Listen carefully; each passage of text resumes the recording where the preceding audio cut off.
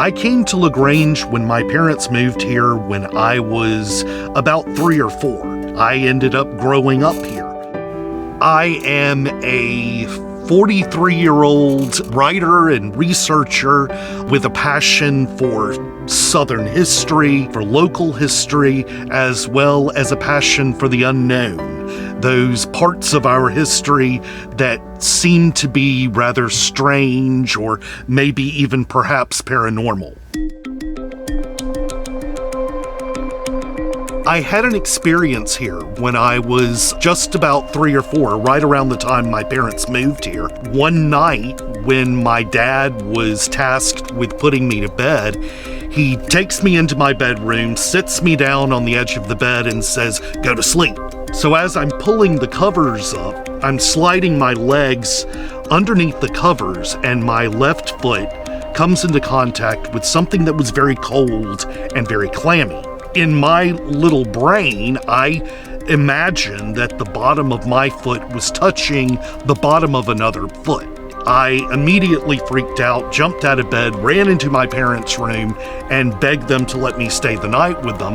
They said, "No, we will take you back to your room." My dad escorted me back.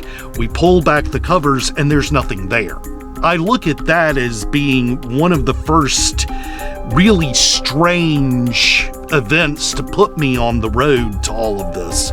Some years later, my mother took me to hear a storyteller at the local public library. It must have been around Halloween because this guy was telling stories from the great Catherine Tucker Wyndham, the Alabama storyteller, telling stories from her books, of which one is about the state of Georgia.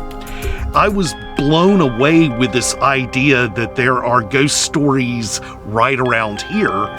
That really kind of set me on a further path of trying to find out what exists on the other side, especially in my area. I have written a book. I have created a blog. I also work on the Strange LaGrange Tour here through the Troup County Historical Society. So I'm able to fulfill that passion in a variety of ways.